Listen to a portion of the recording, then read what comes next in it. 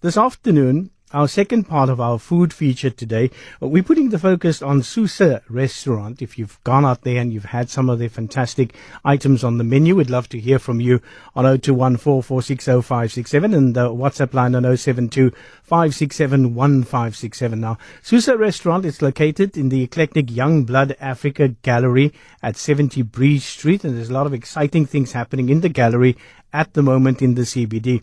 Now, the gallery is building a reputation for supporting and promoting homegrown arts, culture and development, and this particular restaurant fits very well with that particular development that they are doing at the moment. It has beautiful dishes presented with an artist's flair, and if you can actually just see what has been brought into the studio, you would say to yourself, "Ooh, this looks divine," because half of it is what it looks like. So if it looks fantastic, it's going to taste absolutely awesome. So to tell us more about the Susa Restaurant, Shahad Asghari is with me in the studio, and he's also brought in some of his absolutely delicious and they're very popular Persian tea. So I'm going to be tasting that tea, which has got a number of notes and hints in it, but he'll tell us about it. Let's start at the beginning, Shahab, and first of all, welcome to CapeTalk, and thanks for coming in today. Thank you so much for having me. How did you actually get started in the restaurant business? Well, a lot of people ask me the same question. I would say it just happened to be a destiny for me, I love foods, but having a sushi was never an intention, but it just happened. I mean, it's something that I think I always believed. I used to work in a restaurant industry and I always wanted to have my own restaurant. So I think that's how I started 8 years ago. Yeah. You thought to yourself, instead of working for somebody else, I can work for myself. Exactly. That's what happened. And you can follow your own passion, because when you're working for somebody else, you're designing and cooking and creating what the restaurant demands at that particular time.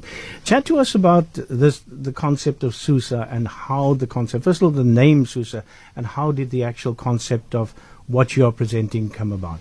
So Susa is one of the oldest city in Iran, which back to 2000 BC. So it's in the Heritage UNESCO list. And then since I'm also from Iran, I'm born in Iran, and then I wanted to have that kind of feeling. Most people think we have Persian food, but we used to have Persian food, but we don't have it because it's a bit difficult to get the ingredient. But we try to keep a bit of mix of everything. And then for sushi, we do have sushi restaurant in the other side of Bree Street. So we create new dishes, which is really popular, especially the vegan dishes. We got massive menu for vegans, and we got lots of options for sushis. But at the Susa, because the other restaurant is a smaller restaurant, but at Susa we have bigger restaurant, it's bigger venue, and then we have opportunity to have seafoods, like grilled fish or grilled calamaris, and we got a talented chef at our restaurant, which is amazing. And of course the creation from the chef is absolutely essential. What are the main features of the restaurant? What do you offer? Because I've had a look at it, and anything from a breakfast through to a poke bowl is on the menu at the moment. So we got a separate menu for breakfast and lunch, but the dinner is going to be completely different menu, which is going to be more toward Asian and seafood. But for the breakfast and the lunch, actually we had Jenny Morris helping us with the menu. So we have Greek salad, we got Japanese, we got a bit of Persian, we got a bit of Middle Eastern.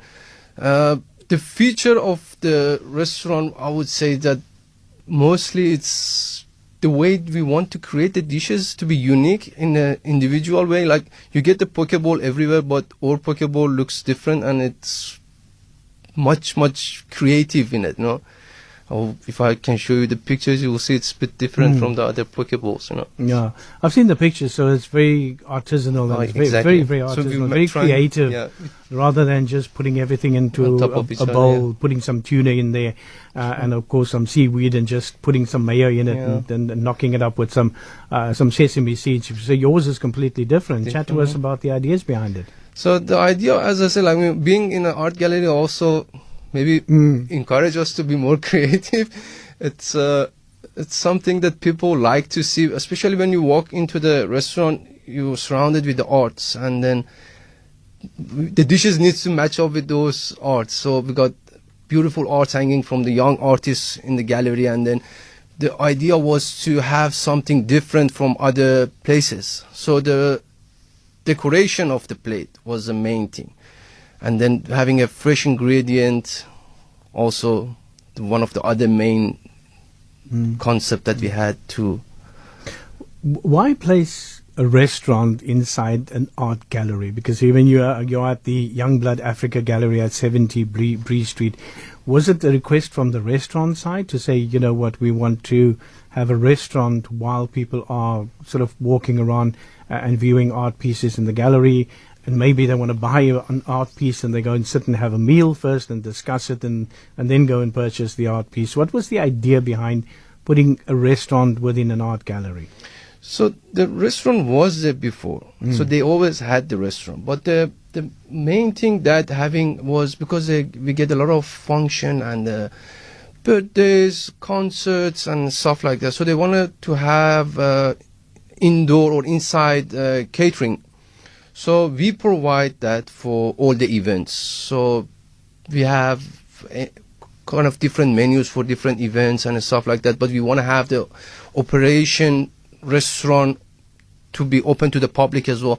I mean, people come here, as you say, maybe they're going to get an art or they want to buy art. They will come and have a coffee or they will have a breakfast or lunch, and then they can walk around the gallery. But the main concept was to also promote the restaurant so we can get more feet into the gallery, and people can. It's not like most people know. Okay, the art gallery is first Thursday, and it's not always that. So they want to have something different. So that's where we come in. And Cape Town's first Thursday to Yes. open, the city to everybody on the first Thursday, which is very successful, and it's a brilliant idea. It is, yeah. To actually chat to us about what. First of all, let's chat about the Persian tea, because The you're from Iran, so Mr. Taster Mr. Taster Hamid would You know him, that's good. yeah.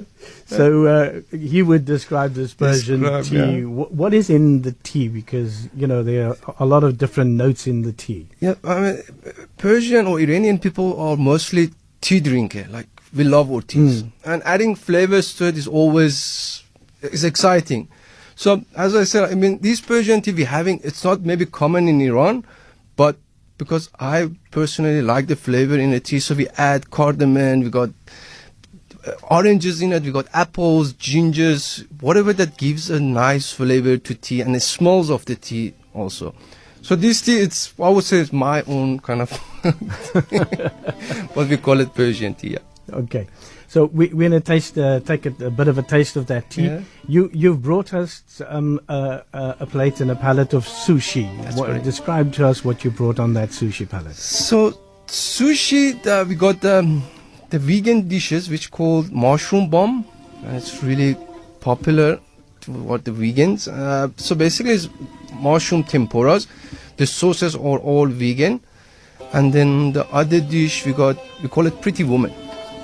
We make it look pretty, and then we call it Pretty Woman. So the Pretty Woman is prawn tempura with avos on top, with mayo, caviar, and a teriyaki sauce.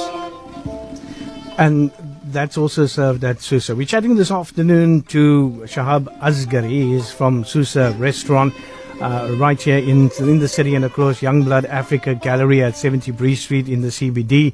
It's fantastic because the gallery actually is expanding its reputation to promote sort of homegrown arts culture, and a lot of development is happening in the particular gallery. Those boxes are closed. What's in that box? I just wanted to keep them warm. So these are the wraps we have on our lunch menu. So I brought one vegetable wraps, and I brought one chicken wrap or cajun wrap. All right, I'll go for the vegetable wrap. The vegetable wrap seems to be incredible because obviously there's avocado, there's tomato, there's onion. What else is in the wrap? That got vegetables. I was just mostly the veg, and got the pepper dew to just give it a bit flavor, lettuce, and the chicken we got the carrots, avo, and then bit of cucumber in it, bit of radish. I see there's red cabbage in it, Yeah. but the other greens and some pimentos. Let's have a taste of this very quickly. And what I must say is that normally when you talk about a wrap, a number of places that actually serve you a wrap, believe you me, it's half the size of this Exactly. particular wrap. This is a wonderfully, completely filled up wrap. Yeah. And Max, you can come and taste the chicken one for us.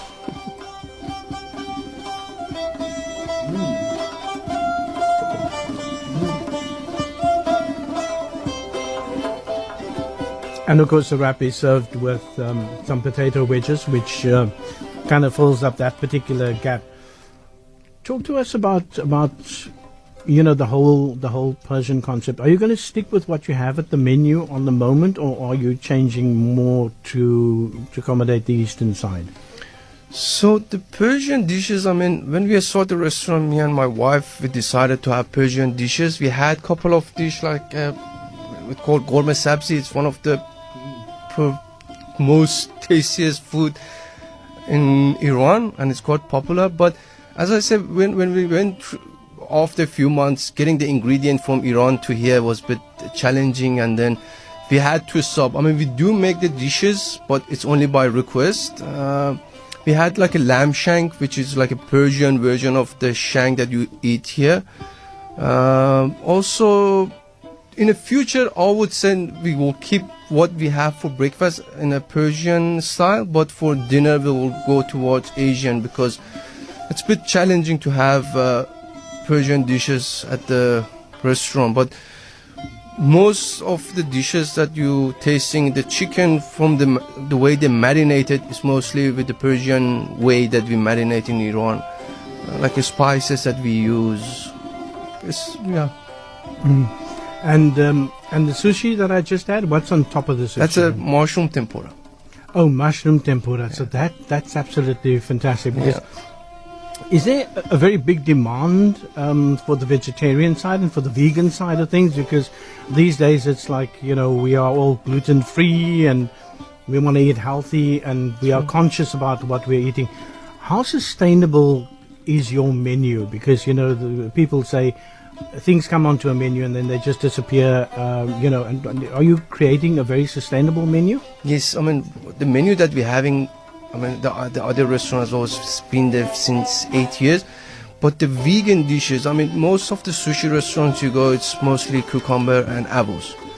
But we had a friend of ours got an idea of having a vegan menu, and then we tried to be more creative. So having a mushroom, we're gonna have at the Susa, we're gonna have aubergine and brinjal in the sushi, which actually surprisingly it tastes really good. But we will launch it maybe next month on the new menu. So having the vegan dishes, it's a bit different from most of the restaurants that they're having sushi.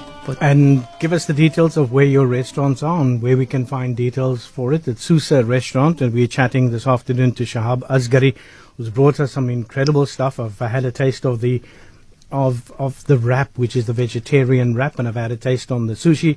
The tea is totally amazing, because very often people tend to spoil a tea by adding sugar to it, and that is this tea has got a whole number of different notes. And when you say cardamom, people think to themselves the ilachi that they're going to be biting into in a biryani, which doesn't give you that nice taste. But when you put cardamom in a sort of a mellow way in which you've actually done it in the tea, it becomes a beautiful note within your mouth, and it cleanses your palate actually. Exactly, yeah. So we don't overdo it, but it's just having a flavor, as you say. It doesn't need even sugar, because you get all the flavor. It's not like, tea itself, the black tea, it's a bit strong flavor. So having adding flavor, it make it more easier to drink, and it's much softer. Yeah. Shahad Asghari chatting to us. You can actually have a look. I've just Googled earlier this morning, Susa Restaurant, and it gave me the restaurant, gave me the complete menu for the restaurant. Where is the other restaurant, not this one, which is in the Youngblood Africa Gallery? So the other one, it's called Aiko Sushi. It's number 4 Bree Street. Yeah. Oh, okay. So it's a much smaller restaurant, but bit of reputation. Yeah. Smaller restaurants are nice and intimate. Yeah, exactly. And Cozier. cozier. And you get to know the staff and you get to know the chef, and it's that kind of intimacy that's there. There's nothing worse than going to a restaurant and being served 2 carrots and 2 potatoes and a little piece of meat, and everybody looks at everybody else, What is this? Nobody eats, So I like that kind of restaurant where it's relaxed and you can, if you want to eat the wrap with your hands, then you are allowed to do that. You're going to do it with a knife and fork, then you can actually do that. Shahad Asghari, thank you so much for coming in this afternoon, and thank you for bringing us lunch this afternoon, and it's absolutely wonderful. Susa Restaurant, which is at the Youngblood Africa Gallery.